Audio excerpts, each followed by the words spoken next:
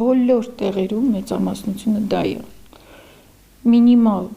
աշխատող, մաքսիմալ աշխատանք։ Տիկին Ասյան դեռ 90-ականներից տարբեր ոլորտներում է աշխատել, սպասարկումից մինչև բուժօգնություն, նաև վարսահարդար է եղել։ Հիմա հետ նայելով հասկանում է աշխատանքային հարուստ կենսագրության մեջ եզակի հատուկենտ օրինակներ ունի, երբ իր աշխատանքային իրավունքները չեն ոտնահարվել։ Միտեղ տարիներով աշխատել է, վերջում պարզվել է չի կարող այդ մասին ապացուցել, գրանցված չի եղել։ Մեկ ուրիշ տեղ ընդունվել է պարտականությունների այլ ծավալի մասին իմանալով, գործի անցնելիս ասել է, թե պայմանագիրը ստորագրելուց հետո տեղեկացել է, դրանք անգամներով շատ են ու այսպես շարունակ, մասնավորից մինչև իսկ պետական բուժհաստատություն։ Այնտեղ ուրեմն ասեցին 10 օր դուք աշխատելու եք մի պայմանով տեսնենք փորձական շրջան,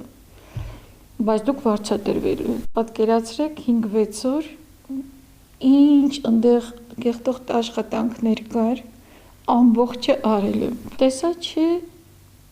չեմ կարողանում արդեն ազնվությամբ շատ ծանր է լինում։ 5 օր անց ես ասացի, որ ես պետք է գնամ ուրիշ տեղ։ Ասացի, իսկ ինչքան պետք է ինձ վճարեք, ասացի, մենք վճարելու բան չունենք ձեզ։ Առաջարկը, որ ուրիշ տեղից ավելի բարձր վարձատրության խոստումով ստացել էր Տիկին Ասյան, ինչպես ինքն է պատմում, մասնավորից էր։ Այստեղ չստեցին աշխատանքի դիմաց, վճարեցին, միայն թե ընթացքում պարզվեց պարտականությունները, որ դրել են իր ուսերին, մի մարդու տանելու բան չէ։ Ֆիզիկապես անհնարին է անել, որքան էլ ամսվա սկզբին բանկային հաշվեհամարին երևացող թվերը մոտիվացնեն։ Ուրեմն մի մակրոհուն հասնում էր 80 մետր երկարությամբ խանութ սպիտակ մետլախով։ Դիմացը մի մեծ ամբողջ տարածք էր։ Այդ տարածքն էլ էր այդ մեկինը։ Հետևն էր մեծ տարածք ծառերով, 4 հատ պահեստ էր։ Ամեն մեկին 2 պահեստ։ Մի պահեստը 4 հարկանի,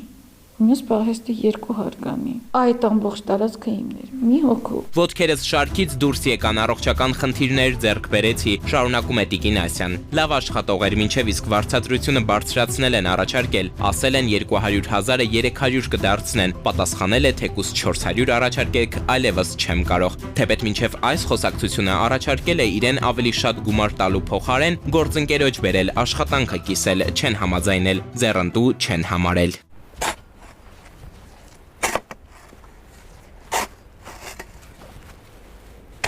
Ով աշխատի, նա կուտի ժողովրդական ասացվածքը չի պատասխանում այն հարցին, իսկ որքան աշխատողը։ Երևի թե այս համատեքստում անիմաստ է ընդհանրապես խոսել աշխատանքը գեղեցկացնում է մարդուն բանաձևի մասին։ Բայց փաստորեն սրանք իսկապես կարևոր հարցեր են, որոնք երբեմն իսկ ավելի կոնկրետ, առավել հաճախ անտեսում են մեր գործատուները։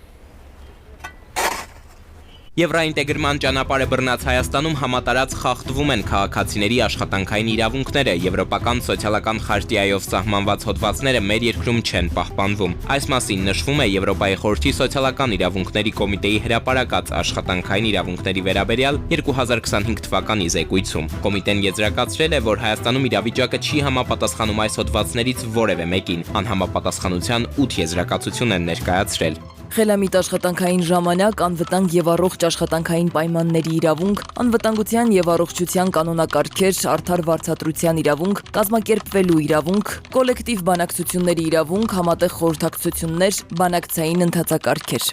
Սա հազանգ է եւ պետք է սրա մասին մտածել։ Այն, ինչ եվրոպացիները գրել են իրենց զեկույցում, անակնկալի չի բերել Հայաստանի արհմիությունների կոնֆեդերացիայի նախագահին։ Էլեն Մանասերյանի ձեռքի տակով տարվա ընթացքում հարյուրավոր բողոքներ են անցնում հենց այն նույն գանգատներով, որոնք արդեն փաստացի մինչև եվրոպական պալատ են հասել։ Որ իրավունքներն են առավել հաճախ կամ ամենաշատը խախտում մեր գործատուները, Մանասերյանի պատասխանը միանգամից է։ Բոլոր այն իրավունքները, երաշխիքները, որոնք նախատեսված են Հայաստանի Հանրապետության աշխատանքային օրենսգրքով, Հայաստանի Հանրապետությունում խախտվում են։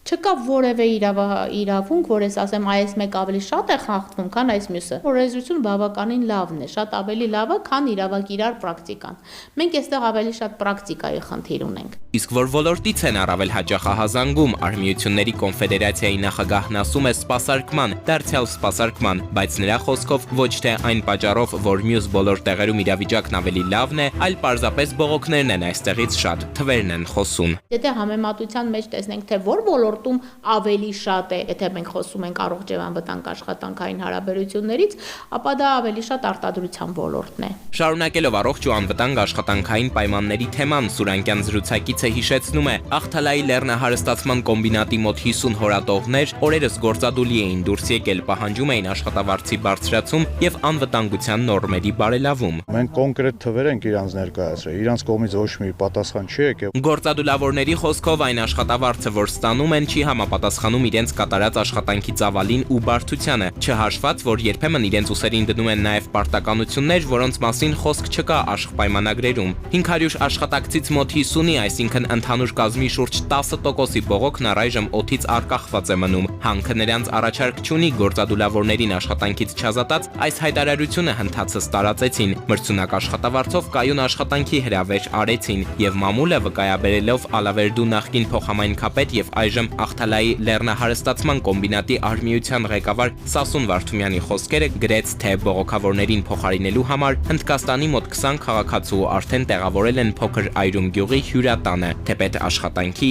դեռ չեն ընդունել։ Այստեղ միայն աշխատավարձի հարցը չէ, շատ ավելի կարևոր է, բայց բոլորի կողմից դա անտեսված հարց է, առողջ եւ անվտանգ աշխատանքային պայմանների ապահովումը, որը գործատուի պարտավորությունն է, որը Հայաստանի Հանրապետության համար միջազգային պարտավորություն է, չունենք նույնիսկ այդ նորմերը։ Ինչ է ասում կամ ինչ կարող է ասել պետությունը։ Ունենք առողջապահական եւ աշխատանքի տեսչական մարմին, սա ըստ էության առաջին դուռն է, որ կարող է թակել այն քաղաքացին, ում աշխատանքային իրավունքները ոտնահարվել են։ Տեսչականի կայքում կարդում ենք, իրենց նպատակն է օրենքով սահմանված դեպքերում եւ կարգով առողջապահության, ինչպես նաեւ Հայաստանի Հանրապետության աշխատանքային օրենսդրության եւ աշխատանքային իրավունքի նորմեր պարունակող այլ նորմատիվ իրավական ակտերի, կոլեկտիվ եւ աշխատանքային պայմանագրերի պահանջների պահպանման ապահովումը։ Միաժամանակ իթիվս այլնի իրենց առաջ ունեն խնդիր աշխատողների անվտանգության ապահովման, առողջության պահպանման եւ աշխատանքային հարաբերությունների կարգավորման ոլորտներում։ Հարց՝ ուր է տեսչականը, առնվազն պաշտոնական հարթակներում չեն կիսվել տեղեկությամբ։ Ինչ են արել, ինչպես արձագանքել Ախթալայի հանքում աշխատելու հետ կապված բողոքներին։ Եթե ոչ աշխատավարձի բարձրացման պահանջի, ապա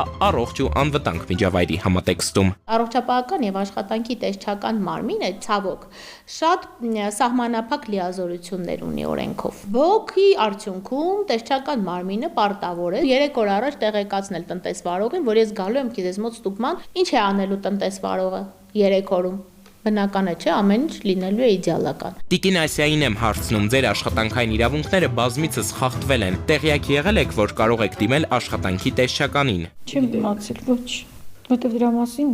ընդհանրապես հիմնականում չի խոսվում։ Մնում է դատարանը, այս ատյանում էլ մասնագետների գնահատմամբ գործերը կարող են տարիներ տևել, իսկ մարդիկ խուսափում են քաշքշոցի մեջ ընկնելուց։ Այսուհանդերձ փաստաբանի խոսքով, եթե արտադատական մարմնի տեսչականի գործունեությունից անտեղյակ են քաղաքացիները, իրավունքների պաշտպանության կամ վերականգնման համար դատարանն իսկապես մնում է հնարավոր վերջին օղակը, որքան էլ գործընթացը երկար տևի, իսկ տուժողն այս ու այն կողմ գնա։ Ես արդարացիորեն ասեմ, որ դատարանում եւս ոչ բոլոր դեպքերում է, որ հնարավոր է հասնել արդյունքի։ Չեմ կարող ես միանշանակ ասել, որ տեսչական մարմնի արդյունքը երաշխավորված չի, դատարանինը հաստատ երաշխավորված է արդյունքի ենք հասնում, ոչ։ Մեր օրակարգի անբաժան մասն են դարձել խտրականության զոհ դառնալու մասին հայտարարությունները։ Եվրոպացիներն էլ աշխատանքային իրավունքների վերաբերյալ իրենց զեկույցում նշել էին, որ Հայաստանում սրա հետ կապված իրավիճակը եւս մտահոգիչ է։ Կինը չունեցավ առաջընթաց սեռով պայմանավորված, տղամարդու ուսերին աշխատանքային իրավահարաբերություններից չբխող պարտականություն դրեցին, որովհետև այո, նա տղամարդ է։ Հաշմանդամություն ունեցող անձին աշխատանքի չընդունեցին իր ֆիզիկական սահմանափակումների պատճառով եւ այսպես շարունակ։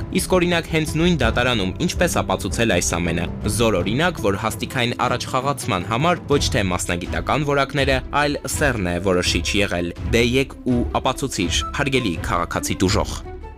Էդուարդ Պողոսյան, Զոհրաբ Քարամյան, Սուրանկյուն։